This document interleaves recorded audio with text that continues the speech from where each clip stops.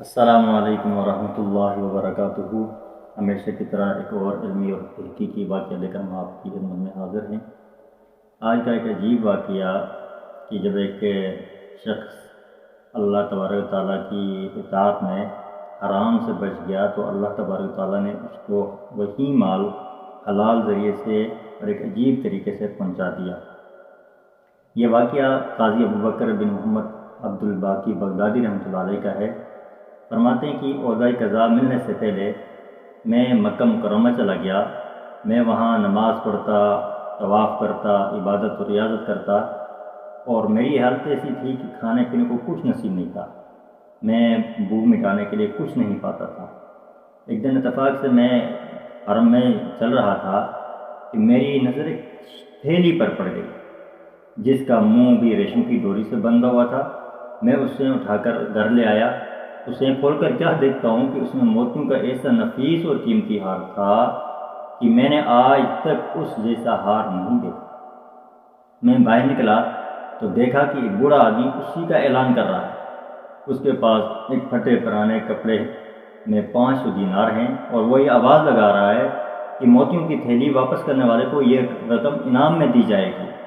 میں نے دل میں کہا میں ضرورت مند بھی ہوں، بھوکا بھی ہوں، کیوں نہ ان اشرفیوں کو استعمال کروں اور اس بوڑھے کو خالی تھیلی واپس دے دوں۔ میں نے اس بوڑھے بابے کا ہاتھ پکڑا اور اسے اپنے ساتھ گھر لے کے گیا۔ اس سے پوچھا بابا کی تھیلی کیسی تھی؟ تو اس نے اس تھیلی کی ایک ایک نشانی بتا دی کہ منہ کیسا ہے، تھیلی کس طرح کی ہے، کتنے اس میں کتنی چیزیں ہیں، اور یہ کہ جس دھاگے سے باندھا گیا وہ دھاگا کیسا ہے۔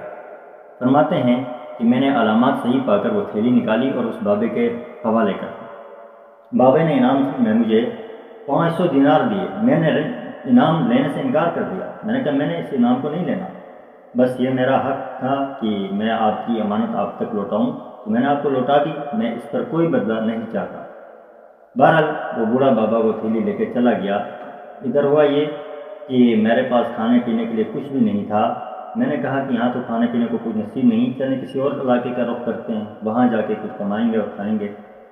تو ہم کچھ ساتھی نکلے اور بحری سفر شروع کیا، کشتی میں سوار ہوئے۔ اتفاق سے راستے میں طوفان آ گیا اور ہماری کشتی کسی چیز سے ٹکرا گئی اور کشتی ٹکڑے ہو گئی۔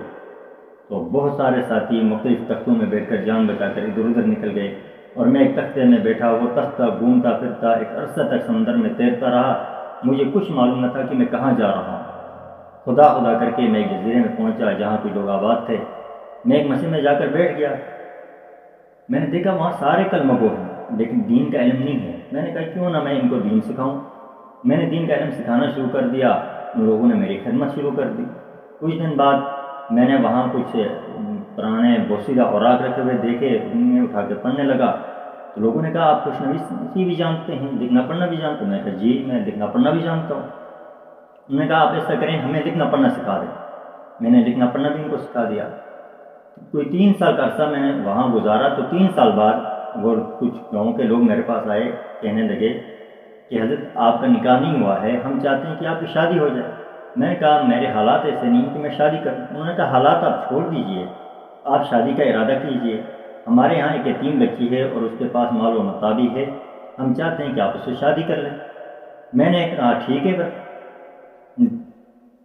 بہرحال مجھے لوگوں کی بات ماننی پڑی، ہمارا نکاح ہوا۔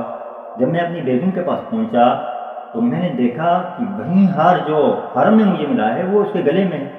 میں اس ہار کو دیکھتا جا رہا ہوں۔ اسی اثنا میں اس خاتون نے مجھے کہا کہ آپ ہار کو دیکھتے جا رہے ہیں، میری طرف نہیں دیکھ رہے۔